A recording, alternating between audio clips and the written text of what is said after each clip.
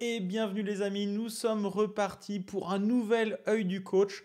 Aujourd'hui, un thème hyper important, comment éviter les gaffes aux échecs. Je vais vous donner les meilleurs conseils pour éviter ce drame dans vos propres parties. On va démarrer tranquillement et en fin de vidéo, j'expliquerai quel est le meilleur conseil sur ce sujet-là. On est dans une position du récent championnat du monde de rapide et il y avait ici un très très fort grand maître, Sven Rasmus, opposé à un top 10 mondial. Et Sven Rasmus, le grand maître, ici avait une position hyper avantageuse contre le top 10 mondial à Nishigiri. Et avec les Blancs, les pions donc, vont comme ça, hein, ils avancent, donc c'est assez facile. C'est une finale normalement qu'il va convertir assez facilement. Essayez de trouver, je vais vous laisser avec le générique, essayez de trouver le coup que Sven Rasmus ici a joué avec les Blancs. Il avait vu la menace des Noirs qui était l'échec et mat en H6, attention. Il l'a vu, mais il a quand même perdu en voulant éviter ce piège. Il n'a pas joué le meilleur coup. Alors pour une fois, on va être différent un peu dans l'approche. Quel est le quasi pire coup à jouer dans cette position qui paraît éviter ce mat dame H6? Allez, je vais vous laisser avec le générique. N'hésite pas à t'abonner à la chaîne si tu me découvres pour la première fois. Si tu as apprécié cette vidéo, n'hésite pas non plus à liker et à me retrouver sur les réseaux sociaux et sur Twitch toutes les semaines. Allez, je vous laisse avec le générique. Bonne réflexion à vous. On se retrouve tout de suite.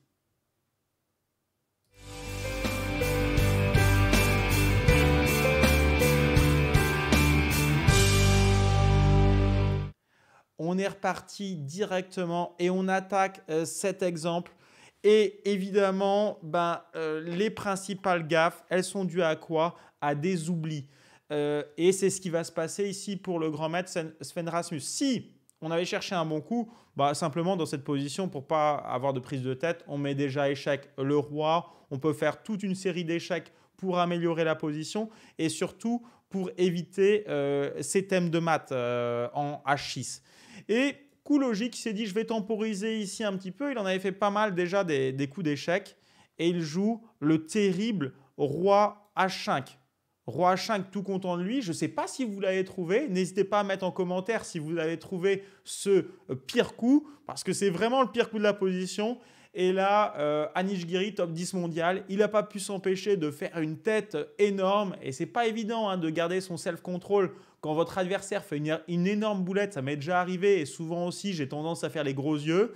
Ça a été plus ou moins apprécié dans les commentaires pour ceux qui ont vu cette scène-là d'Anish Giri qui a fait les gros yeux comme si son adversaire était un moins que rien. Je pense qu'il n'a vraiment pas fait exprès. C'est juste que c'est tellement étonnant de pouvoir gagner cette position avec les noirs. Et oui, vous le voyez maintenant, il y a simplement dame H2. Et sur dame H2, je suis forcé d'aller en G5. Je ne vais pas donner ma dame par dame H3. Ça ne fera que reculer l'échéance.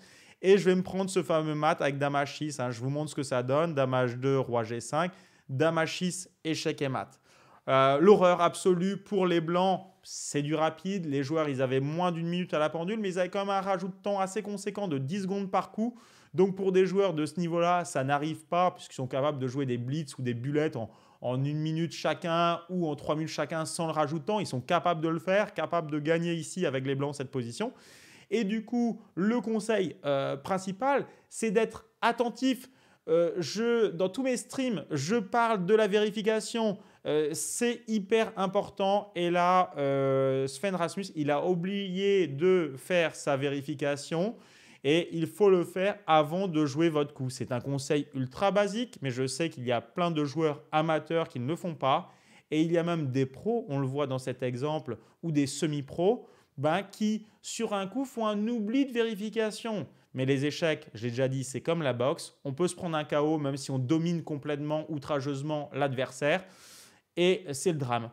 Et on le voit, mat en 2 coups pour un joueur de ce niveau-là au championnat du monde de rapide, alors que Sven Rasmus était en train de très bien jouer ce championnat du monde de rapide. Ça lui a mis un coup et c'est la seule partie qu'il a perdue dans le tournoi, donc c'est assez horrible. Et maintenant, toujours pareil, je vais vous montrer une autre gaffe de pro, alors dans un contexte quand même un petit peu différent. Et je vais montrer une partie entre Magnus Carlsen est le nouveau champion du monde de rapide. C'est-à-dire que Magnus Carlsen avait ici les noirs. Attention, hein, là la partie elle est un petit peu difficile à comprendre, on est en finale et du coup il faut bien comprendre que le côté du roi noir c'est celui-là. Donc le pion blanc va comme ceci et le pion noir va dans ce sens-là vers la première rangée. On va dire du coup que le roi noir ici de Magnus Carlsen est dans le camp des blancs. Pour ceux qui ne connaissent pas Magnus Carlsen c'est le champion du monde actuel. Donc c'était le grandissime favori de l'épreuve. Après, il y a pas mal de variances dans un championnat de rapide.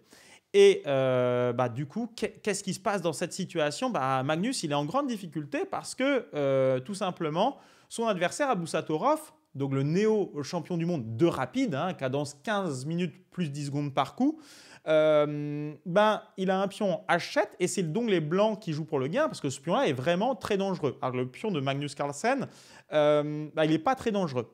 Et Magnus, là, il a eu un réflexe de très bon joueur dans la position.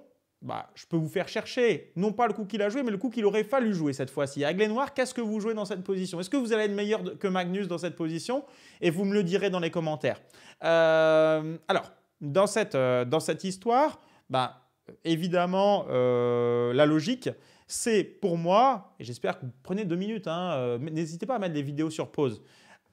Du coup, pour moi, il fallait jouer soit dame F8, soit dame C8, et ce sont des coups évidents que peut-être que beaucoup d'entre vous auraient joué dans la position, parce qu'on va essayer avec la dame de faire un échec perpétuel intégral sur tout l'échiquier.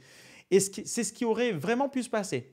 Et je pense que Magnus, avec ses quelques secondes à la pendule, il s'est dit « le pion va me gêner et mon adversaire risque de se cacher avec l'aide de mon propre pion ». Et du coup, je ne vois pas où il peut se cacher, mais en tout cas, il était obligé de réagir assez vite. Et du coup, il a préféré faire dans cette position B4. Et B4, ce n'est pas très inspiré parce qu'il s'est pris dame D2. Et là, c'est le drame complet. C'est la perte de la partie puisque l'adversaire a assez malinement joué dame D2 pour, sur roi 1, mettre l'échec en place et faire une double attaque roi-dame avec une finale gagnante puisque les noirs sont obligés d'échanger les dames. Hein, vous le voyez, hein, ça attaque bien le roi et la dame. Et après l'échange de dames, le pion blanc va se promouvoir en premier. Donc là, Magnus n'aurait plus le choix que de jouer quelque chose comme roi B1. Et il n'a pas eu envie de le faire à cause, par exemple, d'un dame prend B4 sur échec. Et après dame prend B4 sur échec, c'est un peu long de vous démontrer que le gain va arriver. Mais en tout cas, il arrive à force d'échecs. Et c'est évidemment le coup qu'il aurait joué. Il aurait dû éviter la case A1. Mais c'est quand même une bonne gaffe ce qu'il a fait Magnus. Il a tout simplement oublié dans le calcul qu'il allait se prendre sur roi 1, dame D4 échec. Il n'a pas voulu attendre l'exécution. On aurait pu même penser à des meilleurs coups comme roi A3, dame prend B4 et roi A2. C'était encore mieux. Et je ne sais pas ce qui s'est passé parce qu'il aurait pu résister. Il est perdant maintenant. À force d'échec et de protection du pion, on va se faire avoir. L'adversaire va être entre la défense de son pion et le fait d'empêcher l'échec perpétuel. Mais qu'est-ce qu'il faut retenir de cet exemple au départ? Tout simplement, il a voulu se cacher et ça ne marchait pas. Il fallait directement, non pas croire à une cachette du roi blanc, parce qu'il n'y a pas de cachette pour le roi blanc, il fallait justement exécuter une série d'échecs. Je pense que c'est ce que tout le monde aurait fait naturellement. Et sur roi B4, on continue les échecs. À un moment, notre adversaire, soit il part, soit il prend le pion. Mais s'il prend le pion, c'est un peu ce que voulait Magnus. Il n'y a plus d'échecs, tout simplement. Enfin, on va pouvoir faire une série d'échecs, il n'y a plus de cash. Et s'il ne prend pas le pion, on va continuer les échecs. On aurait pu même faire B4 échec, pourquoi pas. Il fallait bien que je note une variante. Mais roi D2, dame G5. Voilà, on avance petit à petit. Et ça va être très difficile pour les blancs de réussir à se cacher. Ce n'est même pas possible. Attention quand même à ne pas faire un coup comme dame G2 qui peut paraître intelligent pour continuer les échecs. Sauf qu'après dame E2, vous perdez la partie. Pourquoi? Parce que si dame G2, dame E2, je me mets en vis-à-vis du roi adverse et sur un échec des noirs à nouveau, j'aurai le contre-échec en bougeant mon roi. Donc il y a quand même des petites subtilités dans ce genre de position. Mais en continuant les échecs et en faisant attention de ne pas mettre échec dans de mauvaises conditions sur la deuxième rangée, par exemple sur roi E2, je continue le spectacle avec dame H5 et non dame G2. Et c'est ce qu'il va falloir tout le temps surveiller. Mais dame H5, là, gagne le pion et ça y est, je suis tranquille. Voilà. Magnus, il s'est trompé. Et plutôt que de faire un échec perpétuel, il a préféré bouger un pion. Assez hallucinant, vous me direz, pour un champion du monde. Non, pas tant que ça. Quand vous avez le speed à la pendule avec 30 secondes, tout peut arriver. Donc, il faut vérifier son calcul si tant est que vous ayez du temps à la pendule. Mais ça me permet de montrer que même les joueurs de haut niveau, des fois, n'arrivent pas à faire les vérifications. Donc, c'est ce qui amène essentiellement vos gaffes en tant que joueur amateur. Donc maintenant, passez en mode vérification quand votre adversaire joue un coup et quand vous avez envie de jouer un coup, vérifiez-le dans votre tête avant de le jouer sur l'échiquier. Et le must du must, je vous avais dit qu'en fin de vidéo, je vous donnerai le vrai conseil par rapport à éviter les gaffes. Comment les éviter, ces gaffes? Il faut lier les deux. C'est-à-dire que ce que j'ai dit sur le calcul est vrai, pas de souci. Il faut vérifier son calcul. Il faut vérifier aussi et porter une attention quand l'adversaire joue, pas de souci. Mais il va falloir que vous fassiez ces vérifications sur des calculs plus aboutis de 2-3 coups aussi. Et c'est tout ce lien qui va faire que tactiquement, vous n'aurez plus de problème. Vous n'allez pas laisser d'opportunités à l'adversaire et inversement, quand l'adversaire va vous laisser les opportunités, vous allez trouver la tactique et gagner la partie. Voilà pour ce petit point autour des gaffes. J'espère que ça vous aidera à être de plus en plus performant. Et j'espère aussi que vous avez apprécié cette vidéo. N'hésitez pas à vous abonner et à me suivre sur la chaîne Twitch et sur les réseaux sociaux. Je vous dis à ciao, ciao, bye bye à tous et je l'espère, à bientôt.